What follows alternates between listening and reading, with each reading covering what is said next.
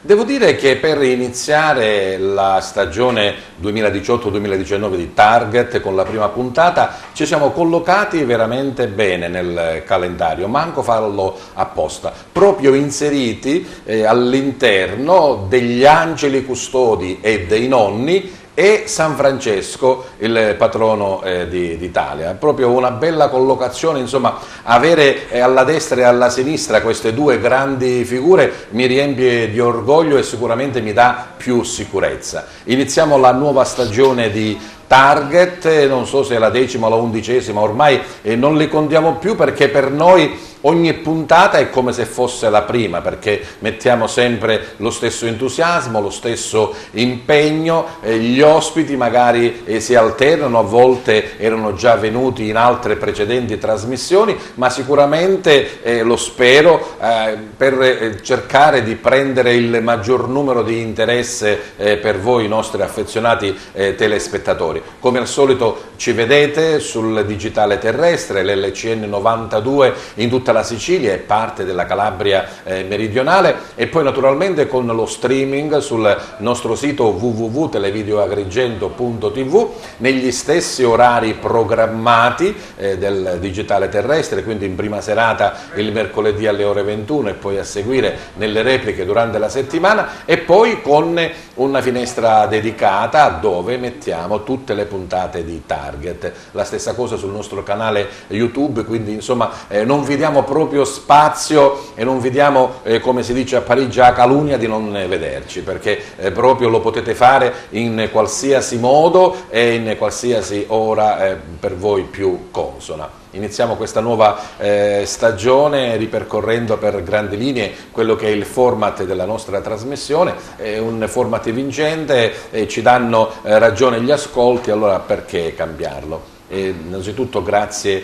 alla direzione e ai colleghi di Televideo Agrigento che anche per quest'anno mi danno fiducia per poter portare avanti questo vostro salotto settimanale, e passo allora subito a presentare gli ospiti della prima puntata di Target.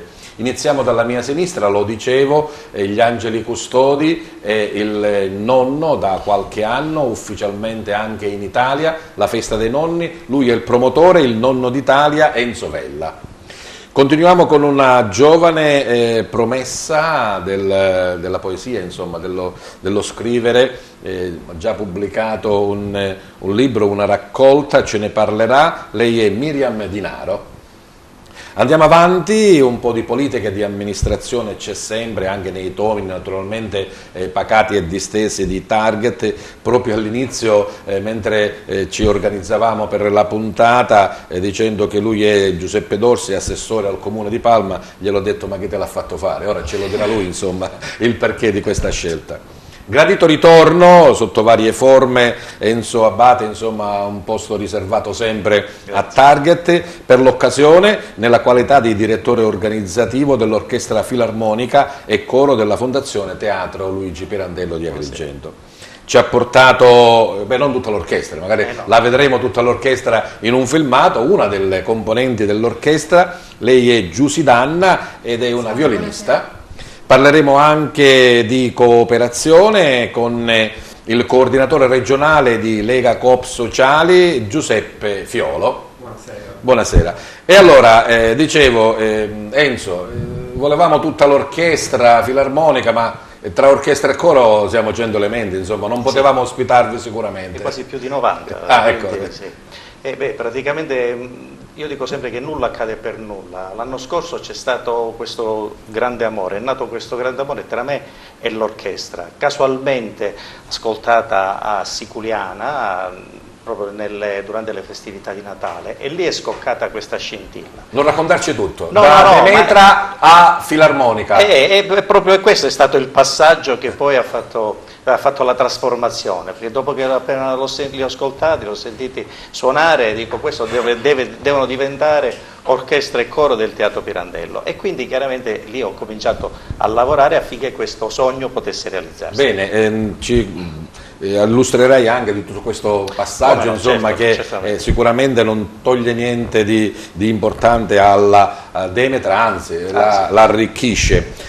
Giussi, tu sei una violinista, lo eri già della Demetra e quindi continui con la filarmonica? Sì, assolutamente, io sono felice di far parte dell'Orchestra Demetra sin dalla nascita, quindi sin dal 2016, dal gennaio 2016. E il fratello Cusumano, credo, no? Sì, il direttore Antonio Cusumano sì. e il direttore artistico dell'orchestra, fratello Salvatore Cusumano. E poi c'è anche la grande componente coristica, insomma, che... Sì, il coro polifonico Free Melody è diretto dalla maestra Deborah Randazzo, nonché moglie del maestro Antonio Cusumano. Il violino l'hai scelto tu o ti ha scelto lui?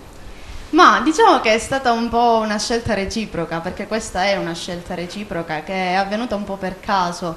Ce lo racconterai dopo, va bene? Certo, va bene. Come ti sei innamorata del violino o come hai fatto innamorare il violino di te. Nonno, dicevamo ieri la festa anche in Italia ufficialmente dei nonni abbinati volutamente agli angeli custodi, perché se gli angeli custodi ci custodiscono dal cielo, i nonni ci aiutano sulla terra. Come hai trascorso questa bella giornata ieri? Sono stato ospite in vari istituti scolastici a Favara. Certo, mi sono stancato, ma vedendo i bambini, gli alunni che guardavano con molta attenzione, non solo loro, ma anche i nonni e i genitori, mi sono adoperato per farmi capire meglio.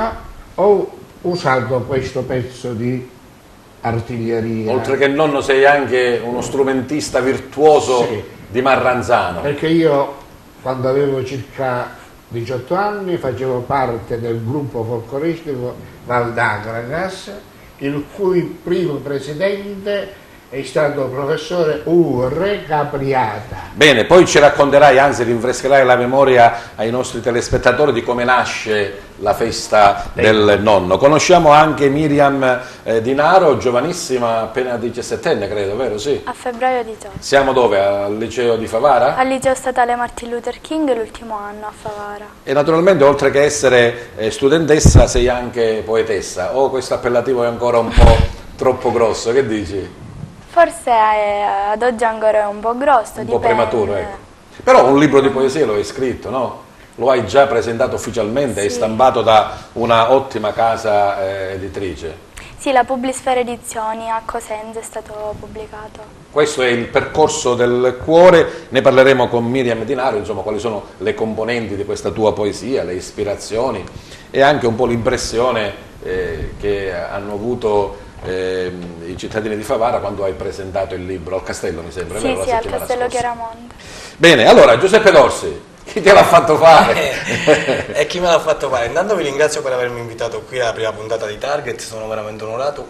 Il fatto che lei dice ma chi me l'ha fatto fare? Me l'ha fatto fare quella voglia matta di vedere Palma di Montechiaro risorgere un pochettino da tutte le problematiche. E la passione coinvolge La sempre, passione, no? È stata quella che mi ha trasmesso, diciamo, in un certo senso mio padre, perché come forse voi conoscete tutti, è da tanto tempo che fa politica, è stato lui che mi ha spinto verso questa strada. Tu hai iniziato come consigliere comunale? Assolutamente sì, questa è la mia prima esperienza. E rimani ancora in politica. C'è la nuova normativa che prevede comunale, questo doppio ruolo, sì. Posso mantenere tutti e due gli incarichi, sì, sia consigliere che assessore, che lo farò fino al 2022 perché siamo stati eletti che deleghe hai ricevuto? Lo scorso anno, ecco. In questo momento il sindaco, dato le varie consultazioni con le altre forze politiche che lo sostengono, mi ha dato un'anticipazione che mi ha diciamo, fatto scegliere a me, sì, incaricato, perché abbiamo estrapolato dalla tutela degli animali, abbiamo estrapolato il randagismo, ecco, sono assessore al randagismo e sono assessore... Non sarà l'unica, insomma, questo è per iniziare, ecco. Questo è per iniziare, e assessore in questo momento alla Polizia Municipale. Alla Polizia Municipale per iniziare. Bene, ci racconterai di questa esperienza o comunque di quello che hai in mente tu, insomma, per affrontare questi delicati argomenti. E conosciamo ancora allora il dottor Giuseppe Fiolo, dicevo, coordinatore regionale di Lega Coop Sociale. Grazie e benvenuto nella nostra trasmissione. Cos'è Lega Coop Sociale? Lega Coop Sociali è un'associazione che rappresenta in questo caso le cooperative e le cooperative sociali siciliane. E noi, un tema dibattuto, la cooperazione sociale, specialmente in questi anni, abbiamo avuto i casi, insomma, l'emigrazione innanzitutto, ma noi vogliamo portare con queste manifestazioni di queste giornate siciliane attraverso la cinematografia i problemi del sociale, cioè insomma, attraverso questa manifestazione che credo si chiami Nuove Visioni, appunto per questo trasmetterete che cosa? Attraverso sono due film, uno che parla del lavoro in cooperativa, nelle cooperative sociali, e l'altra giornata invece che il problema, insomma, della cooperazione, che è il massimo ribasso, cioè il presentare il lavoro attraverso nell'ente pubblico, cioè partecipare alla cooperazione attraverso la gara, che è di nell'immaginario collettivo, nell'immaginario collettivo parlare di cooperazione generalmente non toccava in più la Sicilia o il Meridione, no? Le cooperative erano un po' una cosa del nord, dell'Italia. Allora, la storia della cooperazione è una grande storia siciliana, invece. Anche siciliana, anche una grande storia siciliana. Dobbiamo pensare che tutte le nostre cantine, per esempio, se dobbiamo portarci sulla storia della cooperazione, nascono come cooperative, sono tutto il lavoro agricolo, per esempio, nasce sotto il mondo della cooperazione. E la cooperazione sociale nel particolare in Sicilia ha una grande fetta? Ha una grande fetta. I servizi vengono fatti attraverso la cooperazione sociale, servizi che vengono fatti alla persona, ecco perché l'accezione sociale in questo caso, e i servizi alla persona, come dicevo, anche il grande momento che stiamo vivendo, che è quello dell'emigrazione. Ma noi abbiamo voluto toccare invece il tema del lavoro. Ecco, il film è la prima cosa, perché attraverso il lavoro e il lavoro nel sociale mette in relazione il progetto di vita di chi dà e di chi riceve, diciamo, del fruitore e del prestatore, che molte volte sono la stessa persona, perché il lavoratore molte volte è anche la persona svantaggiata. Ecco. Bene, approfondiremo ancora questo vostro incontro in programma il 5 e 6 prossimo, proprio qui ad Agrigento, a casa San Filippo. Mi incuriosisce proprio lo spirito, diciamo così, di servizio di Giuseppe Dorsi nel passare, insomma, dal consigliere, che è un po' quello che propone, quello che vigila, all'assessore, che è quello che poi dispone e che opera direttamente. Sì, io diciamo che mi ha spinto anche questo, perché conti alla mano la Sicilia sul randagismo è una regione alquanto martoriata, perché contiamo circa 90.000 cani randaggi in giro per la Sicilia. Da noi un po' è l'adozione quella che manca. E mancano le sterilizzazioni, mancano le microchippature, mancano tantissime cose che il presidente Gianfranco Miciche all'Ars ha già intrapreso una strada dove ha costituito come si dice, una commissione speciale sul randagismo che si insiede proprio oggi, ascoltando le audizioni. Ci saranno delle audizioni di diversi deputati ed è quello di trovare il punto, è quello, l'obiettivo è quello di trovare una soluzione a questo tipo di problema. Nel particolare Palma di Montechiaro. Palma di Montechiaro abbiamo circa 10 ritrovamenti alla settimana di cani e due cucciolate all'incirca di media a settimana, che non possiamo più. Ma è un proliferare dei cani randaggi stesso, oppure perché poi noi umani siamo un po' cattivi per non usare un altro nome non abbiamo che prima prendiamo e poi abbandoniamo? Ma se lei pensa che ci sono uomini e sappiamo che fanno male ad altri uomini, immaginiamo per un cane che non ha neanche il potere e la forza di difendersi. Quindi certe volte noi in famiglia prendiamo un cagnolino così, come se fosse un giocattolo, poi appena ci stufa lo buttiamo per strada.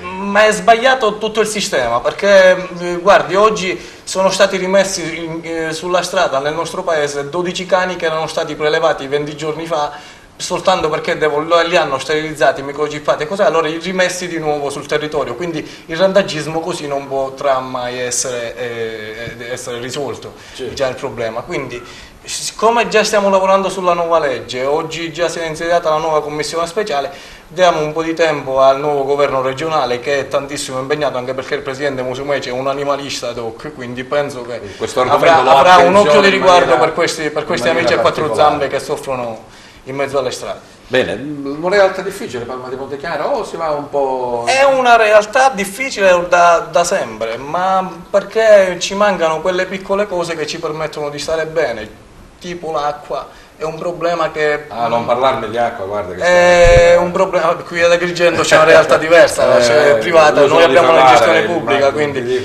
ci mancano quelle piccolissime cose che sono fattibili e che noi insieme al nostro sindaco stiamo cercando di sistemare per far vivere bene i nostri concittadini. È un'amministrazione, insomma... L'amministrazione è un'amministrazione che si batte, giovanissima, guardi, io sono il più piccolo assessore, ma il più grande ne ha circa 37-38, quindi non siamo, anche il sindaco ha 40 anni e tutto il consiglio comunale è formato da giovani ragazzi volenterosi, veramente in gamba, che sicuramente arriveranno all'obiettivo. Volete spendervi insomma per la vostra realtà? Assolutamente sì, e cercare di portare la nostra idea anche fuori dalla provincia per far stare bene pure tutte le altre. Bene, mi fa piacere di questo tuo entusiasmo. Grazie insomma, magari. Grazie dottor Mosca.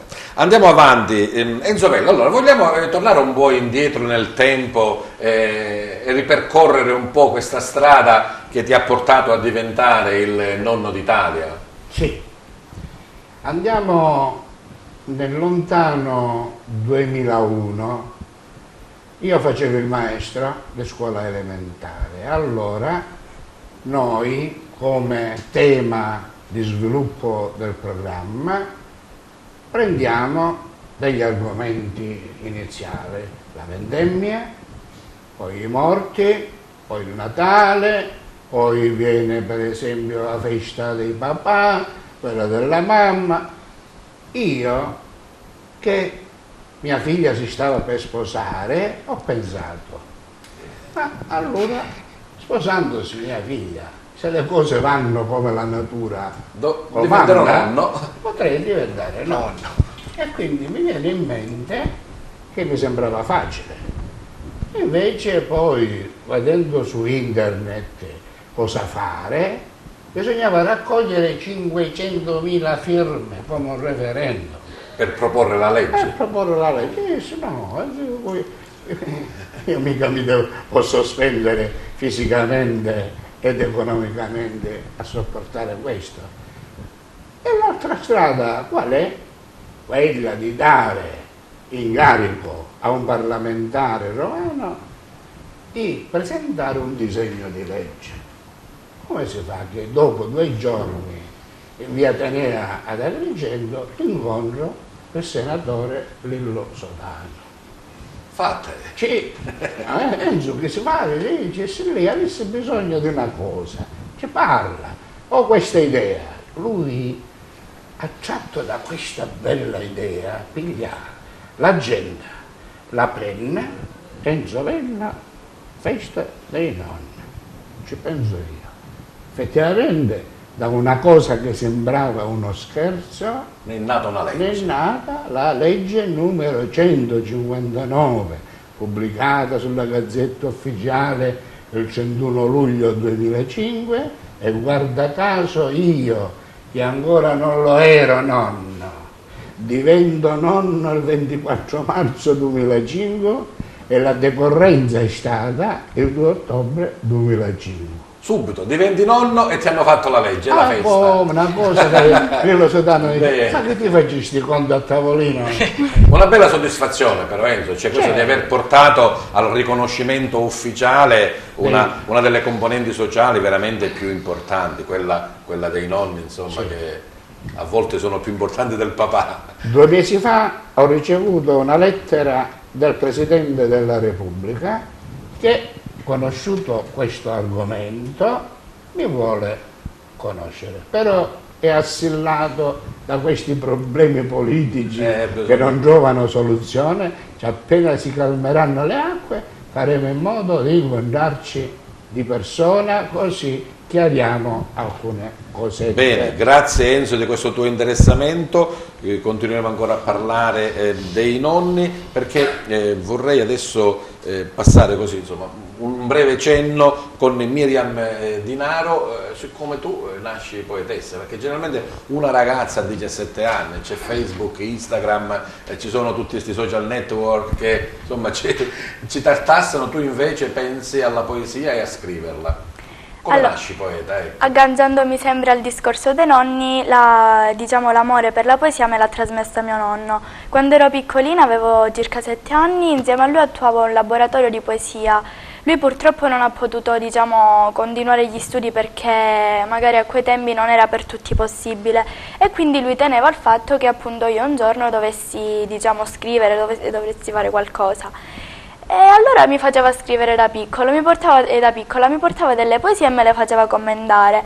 E da lì ho cominciato a pensare, come sarebbe se le poesie invece di leggerle le scrivessi io? E diciamo ho sentito dentro di me questa passione che ho coltivato poi nel corso degli anni.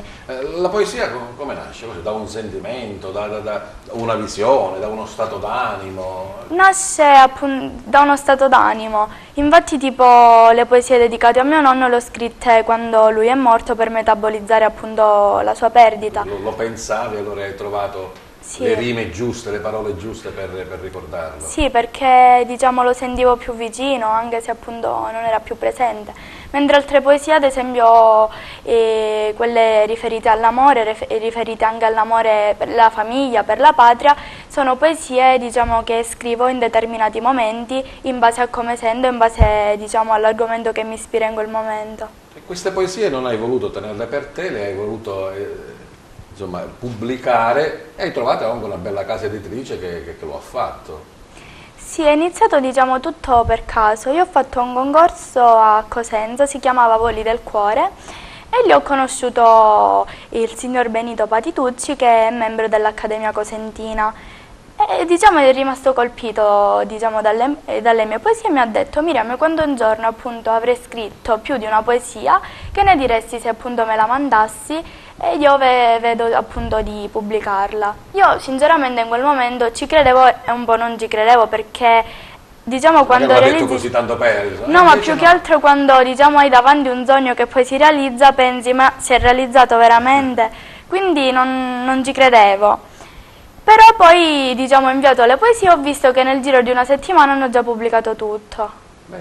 E quindi poi lo hai stampato, l'hai fatto stampare e lo abbiamo presentato a Favara. Sì, ci vuoi dare un'anticipazione così, insomma, ci leggi una breve poesia? Scegli tu. La prima per che il nonno, trovo, per l'amore, per la famiglia, quella che vuoi tu. Così vediamo, abbiamo subito contezza di quello che è il tuo scrivere. Diciamo che mi sembra un buon caso il fatto che ogni volta che apro il libro trovo questa poesia, quindi forse devo leggere appunto questa. Sì. Allora, colpo di fulmine. Ci trovammo lì, in quel bar, stringesti tra le labbra quella sigaretta, ed io lì a fissarti, annebbiata da te. Non vidi nient'altro che te, e mi persi in quegli occhi che scrutarono dentro al mio cuore. Ti presentasti a me, fu solo un attimo, ma che fermò il tempo.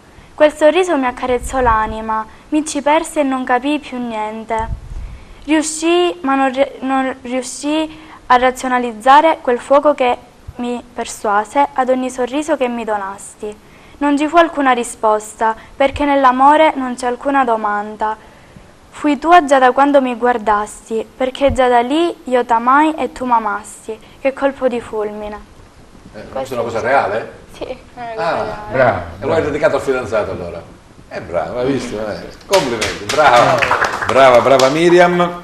Ritorniamo alla nostra Lega Coop Sociale. Dicevamo prendere spunto da dei film per promuovere quelle che sono i vostri pensieri. Noi abbiamo il promo di queste due giornate, il 5 e il 6 di ottobre, e prima di ripassare la parola a Giuseppe Fiolo voglio trasmetterlo. Prego la regia di mandarlo in onda.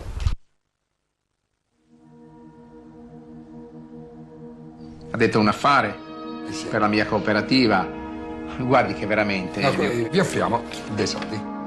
Non è una questione di soldi. È sempre una questione di soldi.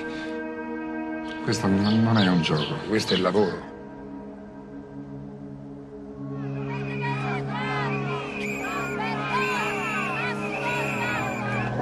Il solito, la cifra esatta. Sono 5.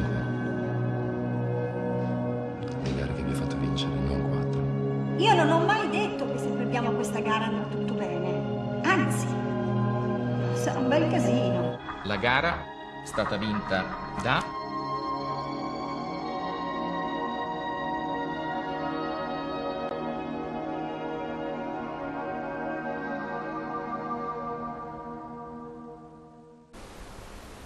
Una location d'eccezione per queste nuove visioni, il Parco Archeologico Valle dei Templi e la Casa San Filippo in particolare. Certo. Che cosa troveranno i vostri ospiti? Sicuramente gli ospiti troveranno tutta intanto la location, che è d'eccezione.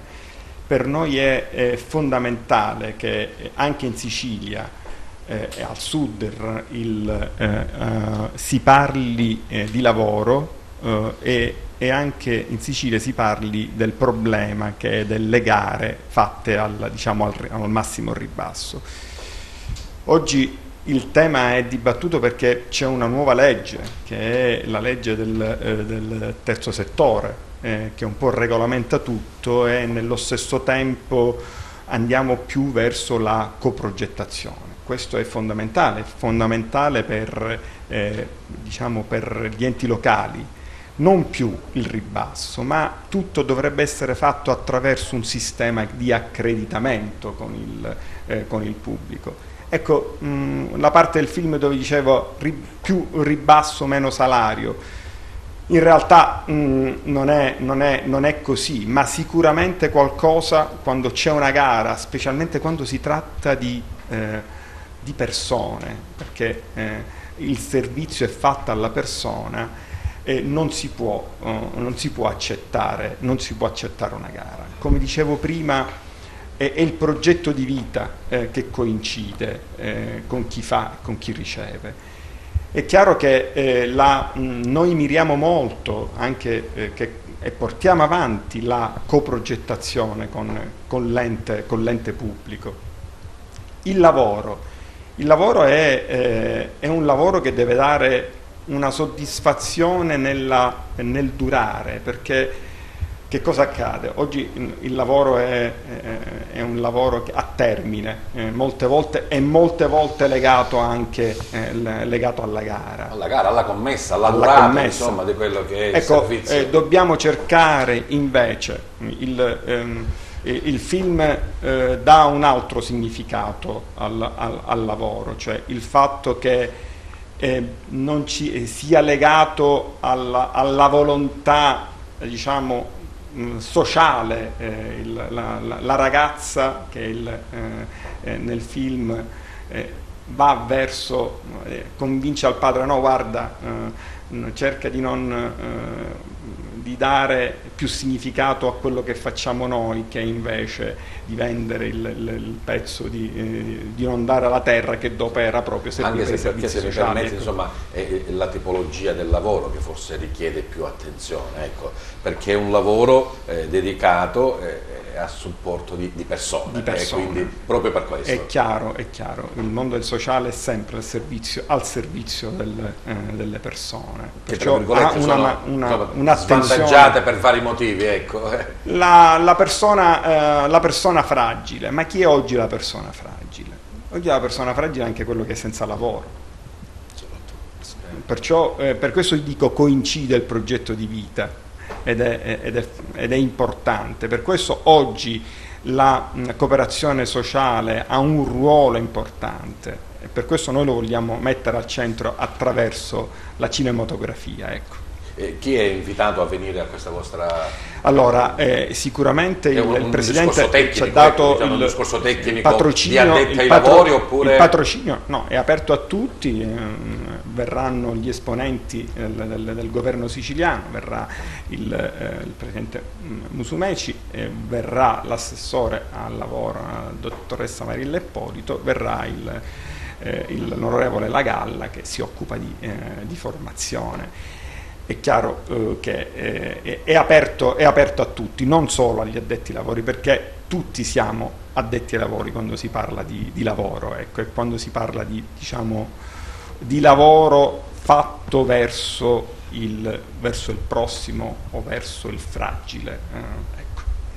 Il lavoro che, come diceva prima lei, a volte poi fa un po' paura quando diventa non lavoro, quando diventa disoccupato, quando poi non si può continuare con lo stesso tenore di vita di quello che ti dava da vivere.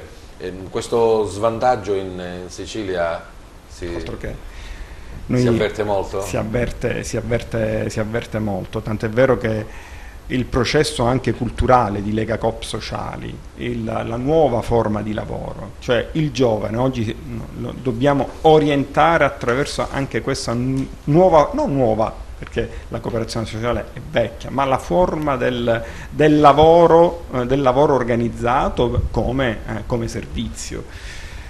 È chiaro che questo è una sfida che noi portiamo avanti da sempre. E su questo noi, ma soprattutto puntiamo su quello che sarà il volano dell'economia, che è questa legge del terzo settore. Insomma. Abbiamo un po' dedicato più tempo a Giuseppe Fiolo perché lo sapevamo, insomma, fra qualche minuto deve lasciarci per altri impegni, anche per preparare le serate del 5 e del 6. Noi chiudiamo la nostra trasmissione, quindi che per lei fra qualche minuto terminerà, chiedendo ai nostri ospiti di esprimerci un buon proposito, un pensiero, una citazione, insomma una frase che un po' rappresenti quello che è il suo lavoro e quello che è il suo mondo, insomma, dove vive. Gli do 30 secondi di tempo per pensarci. No, lei ha citato prima San Francesco. Sì. La massima di San Francesco, una delle massime di San Francesco era fare il necessario per fare dopo il possibile, e vedrete che dopo riuscirete a fare l'impossibile. Questo calza col nostro modo di vedere il lavoro e di vedere questo lavoro in cooperazione sociale. Ecco. E questo allora la sua citazione, il suo buon proposito. Noi ringraziamo Giuseppe Fiolo, coordinatore regionale Lega Coop Sociali, e vi ricordiamo l'appuntamento di giorno 5 e giorno 6 alla Casa San Filippo con l'iniziativa Nuove Visioni. Grazie. Tra un po' lui ci lascerà. Prima volevo ritornare a Enzo Abate per parlarci un po' di quello che è stato l'evento al Teatro Pirandello. La Filarmonica, insomma, oltre ad essere padrona di casa, ma ne aveva anche diritto, perché con Demetra aveva vinto un'importante iniziativa. Sì, in effetti aveva vinto l'iniziativa del Teatro Pirandello, un teatro per tutti, e quindi si era classificata ex aequo prima con un'altra compagnia teatrale. Sì, il giorno 28 c'è stata la presentazione della nuova stagione teatrale. In quell'occasione proprio si è dato spazio alla presentazione di questa nuova convenzione fatta con l'orchestra e la Fondazione Pirandello. Ecco. È una pagina, come dire, una pagina bianca su cui si potranno scrivere sicuramente bellissime, non solo note, ma bellissime parole su quello che è il rapporto che è nato tra la Fondazione e l'orchestra, tra la città e l'orchestra.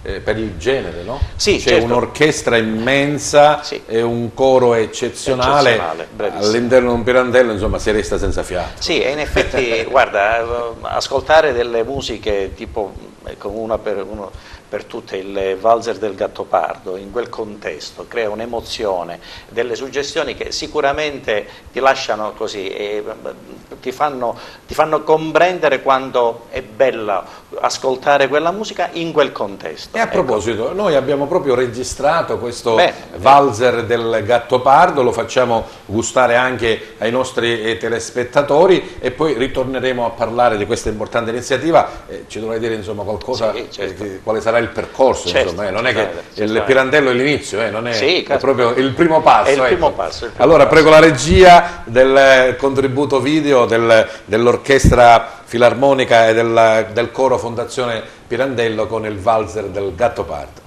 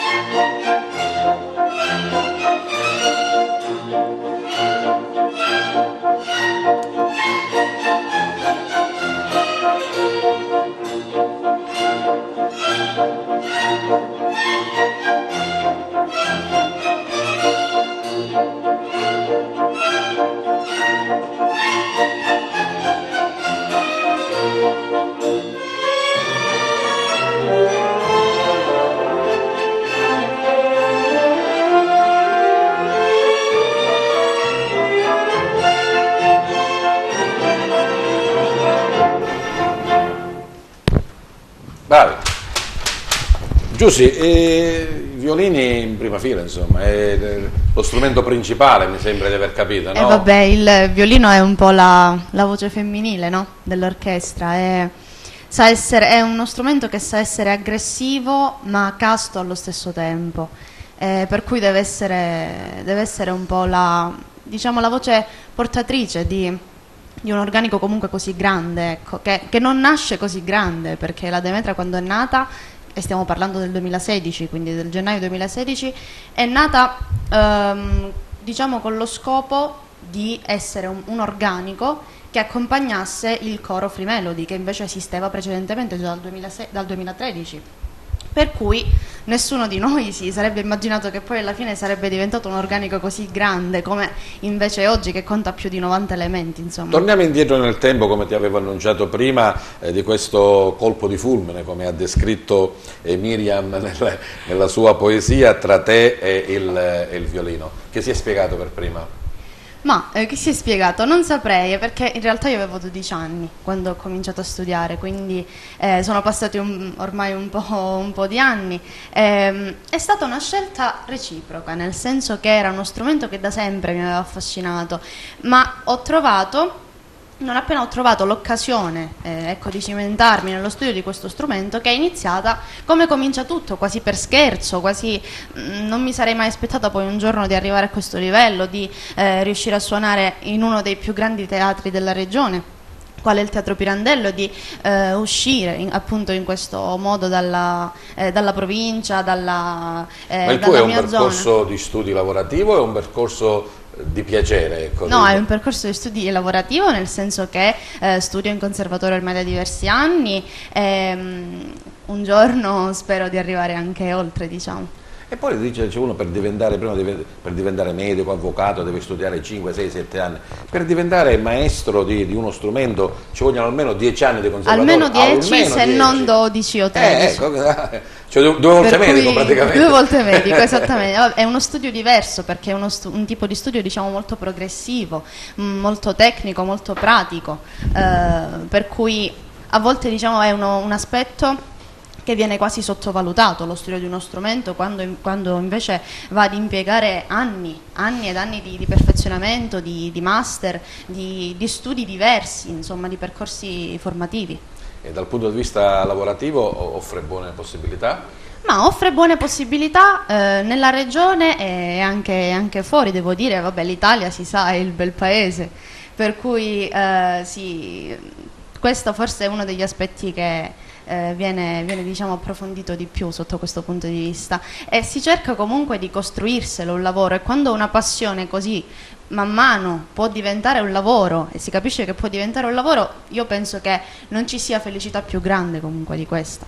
C'è uno che sta all'apice in questo momento nel suonare il violino, o una, a secondo, diciamo, Parla dell'orchestra, della regione o nel fuori? mondo, diciamo, che è considerato il più bravo, la più brava violinista del mondo. Ma non c'è il più bravo, ci sono, se nominiamo grandi nomi possiamo andare dai compositori quali Morricone ai artisti pop quale David Garrett, o possiamo andare anche oltre, quindi lui forse parlava del no, violino. Come esecutore di violino, ecco. Allora andiamo su Garrett, non Sì, c'è quasi nessuno, nel senso che dimostra come uno strumento che apparentemente può essere visto come uno strumento molto classico, molto ristretto nel suo mondo, può essere invece cimentato in altri tipi di musica, e questo lo facciamo anche noi in orchestra, perché non facciamo soltanto musica anche classica. rock, insomma. Anche rock, assolutamente. Noi andiamo da Bach a Mozart fino a Morricone, passando per i Queen, per cui insomma facciamo un repertorio talmente vasto che dimostriamo insomma come tutti gli strumenti che vengono visti un po'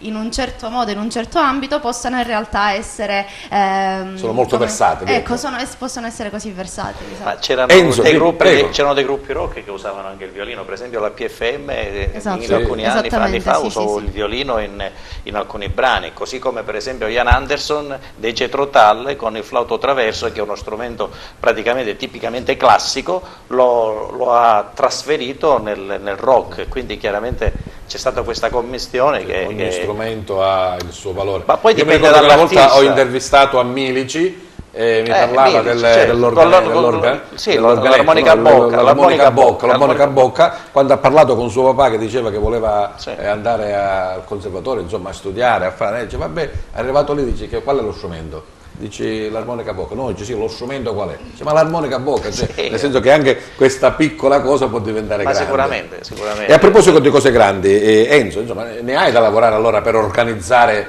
100 persone e per programmare le loro... Guarda, ti dico semplicemente che noi già stiamo cominciando a lavorare in maniera molto seria e molto attenta. Intanto ci sarà il concerto che stiamo già organizzando per il 1° gennaio, il concerto di Capodanno, che non sarà il concerto solo fine a se stesso, ma sarà uno spettacolo nel vero senso della parola, perché abbiamo delle idee che metteremo a frutto, idee molto innovative. Ma poi c'è anche il discorso del far avvicinare il pubblico agrigentino, la città di Agrigento, al teatro e all'orchestra, quindi faremo delle selezioni per quanto riguarda sia un coro di voci bianche, sia per quanto riguarda il canto lirico, sia l'orchestra, il canto moderno, insomma c'è tutto un programma che stiamo portando avanti e che già ti posso anticipare che da dopodomani al massimo, perché probabilmente lo sarà anche domani, ci sarà un indirizzo all'interno del sito della Fondazione.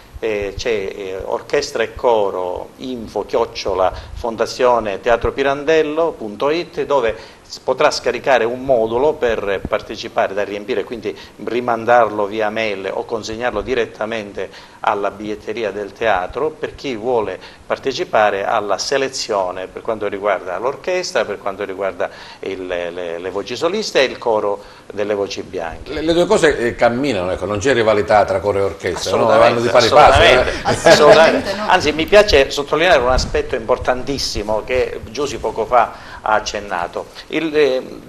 Si è posta la prima pietra con questa convenzione, perché l'idea è quella nel tempo, non subito, perché chiaramente ci sono dei tempi tecnici, ci sono anche delle difficoltà oggettive legate alle risorse economiche, ma l'idea è quella anche più in là di far diventare l'orchestra proprio un'orchestra stabile, il che significa che si può dare anche spazio a un vero e proprio lavoro per musicisti, per cantanti, coristi, voglio dire, è uno spazio che si apre infinito. È una componente che poi arricchisce il grande lavoro che la Fondazione Teatro Pirandello sta facendo, insomma, oltre al cartellone con le compagnie esterne, già c'è il lavoro, è stato fatto lo scorso anno nel portare avanti uno spettacolo prodotto proprio dalla Fondazione, e in questo caso anche orchestra e coro. Ma già per esempio per l'anno prossimo si parlava con il direttore generale del Ragione Rinocchi che si vorrebbe portare in scena un'opera.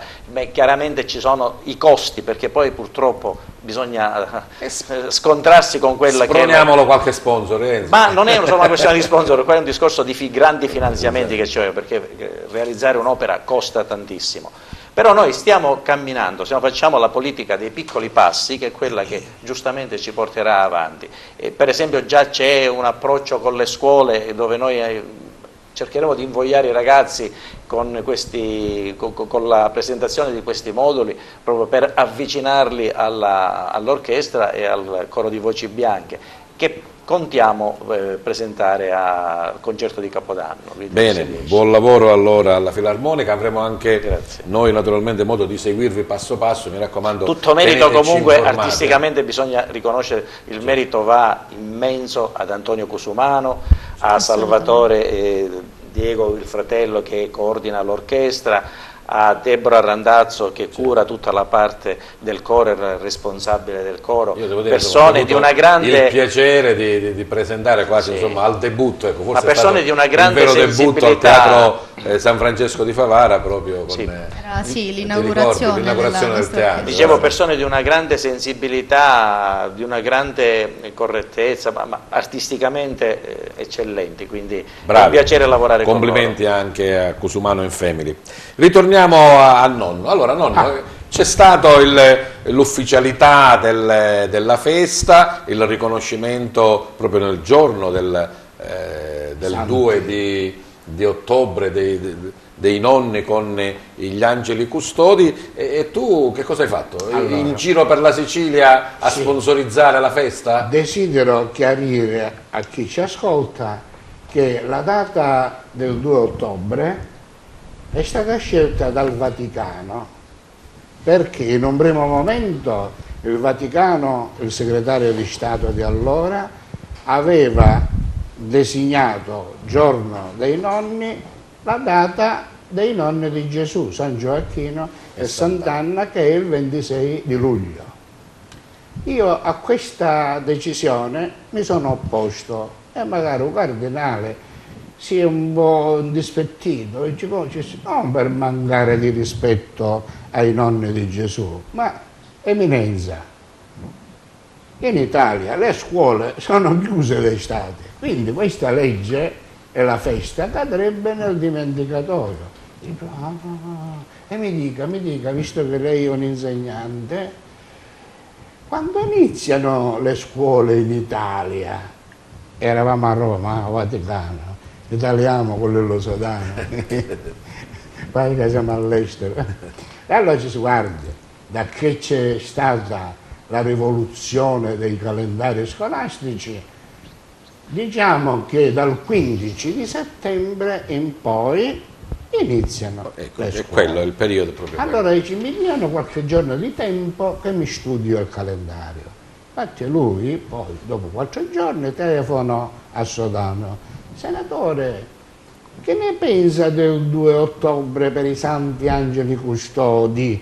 facciamo questo apparentamento. Allora dice, arte, prima lo dico all'amico mio. È logico, al nonno d'Italia dobbiamo Quando dire. mi telefona, mi dice, Enzo, vedi che il cardinale avrebbe scelto il 2 ottobre. Ah, dice, va bene.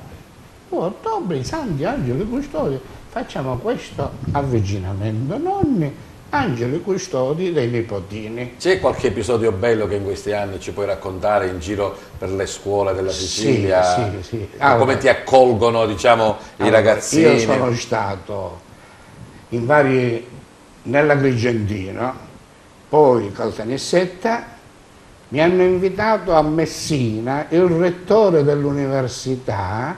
Purtroppo io quel giorno già ero occupato a Licata, che l'amministrazione comunale aveva predisposto un bel programma con le scuole al teatro Re di Licata. Ci si guardi, eccellenza, guardi che sono occupato, ma guardi che viene pure Rai 3. Sì, io una parola, già ho dato l'impegno al sindaco, alla mia delicata, quindi già che li ho preparato. I ragazzi ti fanno delle domande, ti chiedono qualcosa, vogliono sapere qualcosa di particolare? Specialmente gli studenti di scuole medie e superiori si interessano a dice, come mai è venuta in mente questa idea? E io gli racconti tutto racconto il passato, come mi è venuto, mi pare come alcuni amici miei avete dei nonni, e che ci vuole? Cioè, siccome l'uovo di Colombo, che faceva Colombo? Facciamo stare in piedi l'uovo, non c'era nessuno. Ma noi dice, pum! Io ho avuto... Miriam, tu mi dicevi che nella tua raccolta di poesie c'è anche un posto particolare per il nonno, quello insomma che ti ha un po' instradata in questo. Ci vuoi leggere qualcosa che è riferito al tuo nonno? L'ho visto in prima pagina. Così facciamo anche un omaggio, un ricordo al tuo nonno, ma al nostro nonno d'Italia che è qua con noi. Eccola. Perché non ci sei più? Ogni volta che guardo la finestra e vedo che la tua sedia non c'è più. Quando piango ancora spero di scendere da te e di abbracciarti, ma non ci sei ed io non accetterò mai la tua perdita. Quando siamo tutti insieme mi manchi più che mai e allora capisco che sei andato via. Nonno, vorrei riaverti. Sapere che fai, voglio smettere di piangere per te, ma per farlo devo sentire il calore del tuo abbraccio. Vienimi in sogno, abbracciami, magari per l'ultima volta, me la farò bastare per sempre, mi manchi. Brava. Il nonno ha saputo sicuramente che tu hai fatto questo libro di poesie. Sì, ti ha piace... detto qualcosa in sogno? Lo hai contattato, no? No, diciamo che allora, nei momenti in cui spero più di vederlo sono i momenti in cui viene meno in sogno. Quindi cerco di non pensarci tanto perché...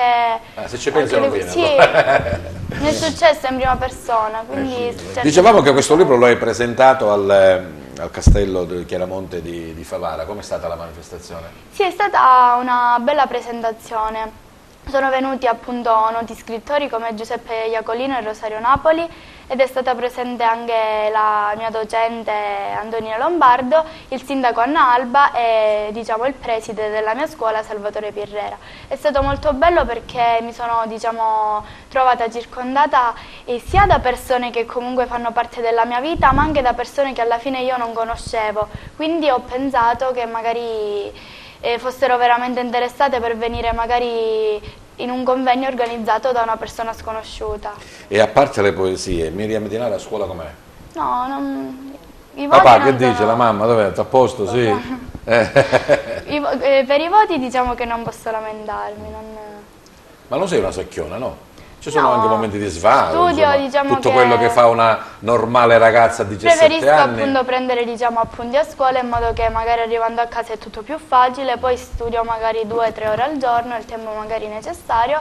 Preferisco e poi c'è anche fare Facebook, Instagram, ci sono tutti, vero? Tutto, tutti magari i componenti. esco la sera, il pomeriggio, faccio le cose che fa una normale 17enne. E invece quello che insomma ha un percorso adesso un po' più difficile è Giuseppe Dorsi, diciamo, questo suo impegno per portare avanti un qualcosa di buono per la sua città. Per la nostra Sicilia. Per la nostra Sicilia.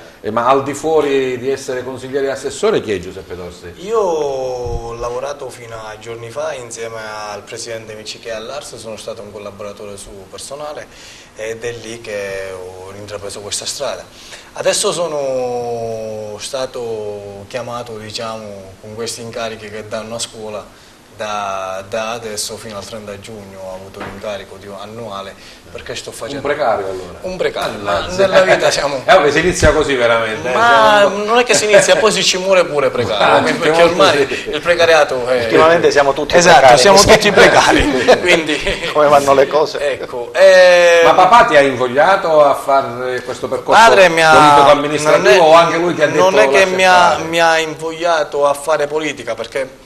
E dato le vicissitudini, le cose che abbiamo subito noi nella nostra famiglia, mio padre è sempre stato per dirmi vai fuori dalla politica, non ti intromettere, falla fare alla gente che e purtroppo io sono molto sensibile, quindi non posso fare, però mi ha trasmesso quella voglia, passione che ci ha messo lui in 30 anni di politica e adesso mi ritrovo qui con tutte le difficoltà che ci sono, ma mi piace. Vedi rosa nel futuro, Giuseppe? Sì. Vedo, scusi? Vedi rosa nel futuro, tipo, vedi rose così? Vedo, bisogna essere ottimisti. Non sei pessimista, no? No, se fossi pessimista non potrei fare quello che faccio, quindi lo faccio ogni giorno con la voglia che mi prende e quindi devo essere ottimista per forza. Vedo rosa. Enzo, abbiamo detto che l'esibizione dell'orchestra filarmonica e del coro è stata, diciamo, di supporto alla presentazione del cartellone 2018-2019 del teatro Pirandello. Sì. Ho visto insomma che veramente ci sono dei bei nomi. Ecco. Sì, ci sono dei bellissimi nomi, fra l'altro un cartellone ricco, c'era molta gente alla presentazione, c'era la platea tutta piena, anche diversi palchetti, sì, in effetti è una stagione... Una contemporanea che non ci doveva essere, e qui faccio un piccolo appunto, stesso giorno, stessa ora, Pirandello, cartellone, Valle dei Templi, Orchestra Erasmus, sì, due cose quasi simili. Sì, purtroppo c'è stato questo piccolo inconveniente, e infatti pensavamo che il teatro non si riempisse, invece poi si è riempito e quindi insomma la presentazione è andata bene. Fra l'altro sia Sebastiano Lo Monaco che Gaetano Ronica hanno ben presentato tutto il cartellone. Quindi un impegno importante quest'anno. Sì, un impegno molto importante. E beh, chiaramente l'impegno c'è, poi ripeto, ci sarà l'orchestra, quindi andiamo a gonfie vele. Ecco, e invece Giusy Danna, oltre all'orchestra, cosa fa nella vita? Ma cosa faccio? Sono giovane, ho 19 anni, mi sono appena diplomata a luglio scorso. E adesso sto un po' inseguendo il mio sogno, sto continuando a studiare in conservatorio. Trovare magari uno Stradivari da suonare? Vabbè, uno Stradivari ad oggi è un po' troppo, ma è sempre il massimo, Stradivari è sempre il massimo. Vabbè, è sempre, un po' insuperabile. Non si sa mai, magari un giorno. Il tuo percorso è solo come esecutrice o anche potresti essere... qualcuno che scrive da sé qualche musica? O sono due percorsi diversi? Sì, sono due percorsi a livello di studio, sono due percorsi diversi, non necessariamente diciamo separati, nel senso che possono anche essere intrapresi contemporaneamente, per cui non sono due cose assolutamente separate. Certo, quello del conservatorio è uno studio a 360 gradi, per cui è uno studio completo. Spesso si pensa che sia soltanto lo strumento o che sia chiuso in quello che sembra un piccolo mondo, invece è molto aperto, è molto ramificato, è uno studio che va dallo strumento stesso alla composizione, alla storia della musica, a tutto ciò che comprende l'ambito, per cui è qualcosa che può dare opportunità non soltanto a livello professionale, per cui lavorativo, ma anche e soprattutto umanistico. Io mi ricordo quando eravamo ragazzini che quello che, o quella che era al centro dell'attenzione era chi suonava la chitarra e ci raccoglieva tutti attorno. Tu con gli amici suoni il violino? Io sì, mi arrangio, insomma. La musica cantare è bella Battiste tutta. col violino non so se viene... Dipende. Si può arrangiare, certo, le bionde trecce magari è un po' più nascosto. Certo, non è la stessa cosa, dico, non è la stessa cosa, ma un violino attorno a un falò non è che si possa avere, non ha lo stesso appeal che può avere la chitarra, ovviamente, quindi, certo. Però è uno strumento bellissimo, perché insomma, è magico, il violino è magico. Ma Giussi, musicista si nasce o si diventa? Cioè, se tu non hai quel cosa dentro, forse non puoi... Il sacrificio che ci vuole è tanto, perché si pensa a volte che essere musicista è soltanto eseguire un brano, è soltanto suonare uno strumento. Essere musicista è tante cose, è sapere ritagliare il tuo tempo, sapere fare i tuoi sacrifici, sapere lavorare soprattutto di squadra. E questo lo vediamo in orchestra, ma lo vediamo in tanti ambiti. In orchestra non si può suonare ognuno per sé, in orchestra si lavora in squadra, compatti per un unico obiettivo, che può essere pubblico, che può essere un qualunque altro obiettivo, che può essere anche un semplice divertimento, ma che deve essere comunque assolutamente un lavoro di squadra.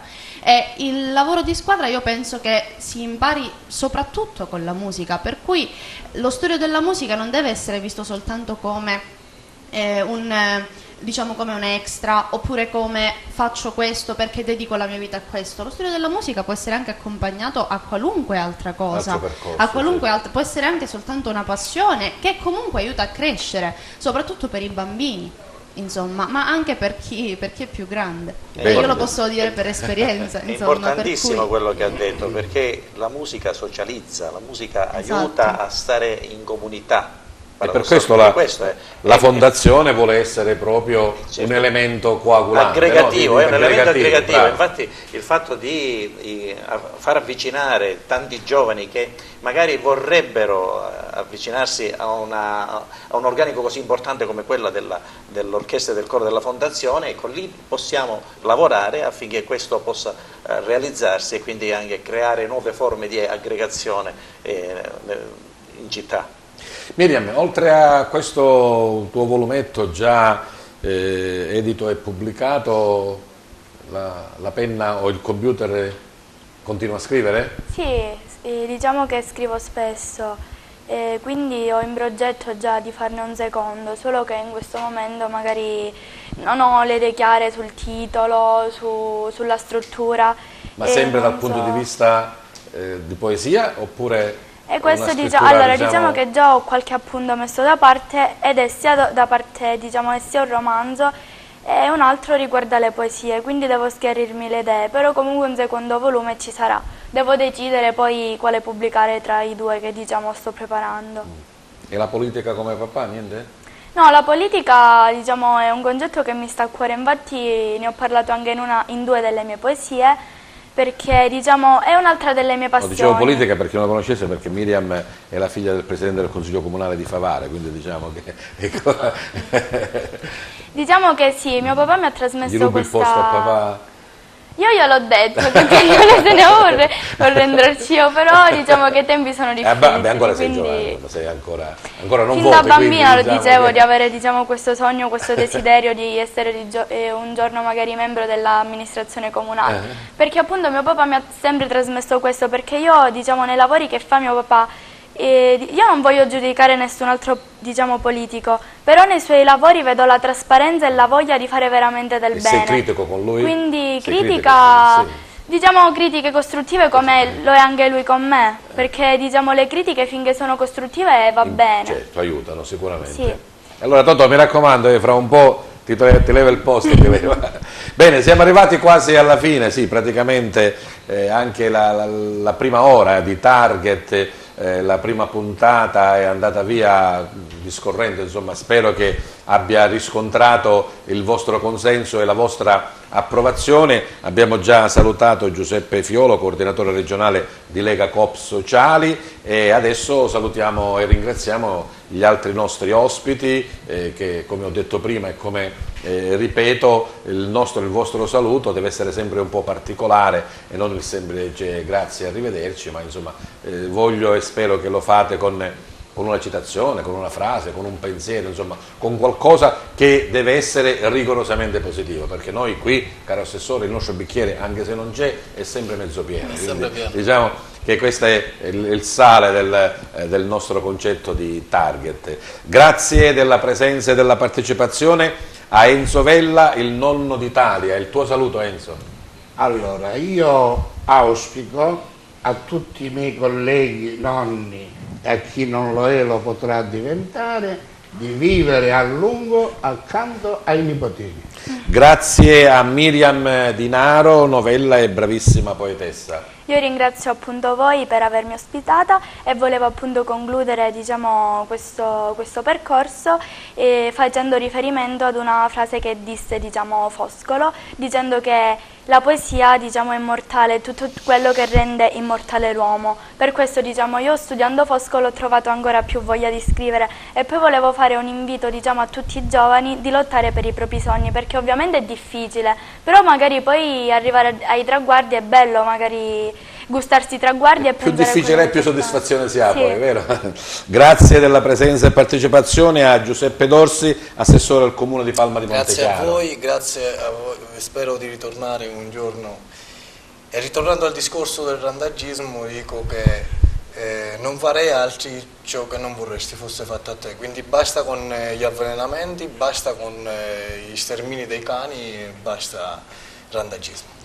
Grazie della presenza e della partecipazione e buon lavoro, insomma, organizzativo a Enzo Abbate, direttore organizzativo Orchestra Filarmonica e Coro Fondazione Teatro Pirandello. Grazie, io lancio l'invito a tutti gli appassionati di musica, gli appassionati del bel canto a scriversi, a riempire il modulo e presentarlo alla Fondazione in modo così da avvicinarsi alla musica colta. Viva il teatro, viva la musica, viva l'orchestra. Grazie a Giusy Danna e al Grazie suo violino. Grazie a voi. Anch'io lancio questo appello, insomma, perché l'orchestra e il coro accolgono chiunque. Tramite un'audizione magari si può provare l'emozione che sto qua, che è difficile descrivere, quella per chi non l'ha mai provata, quella di stare su un palco ad oggi. Per cui sì, l'invito che voglio fare è questo. Grazie della vostra presenza e partecipazione, grazie soprattutto a questo gentile pubblico che anche questa volta con l'inizio di Target 2018-2019 ci segue e continuerà a seguirci. Buona serata a tutti.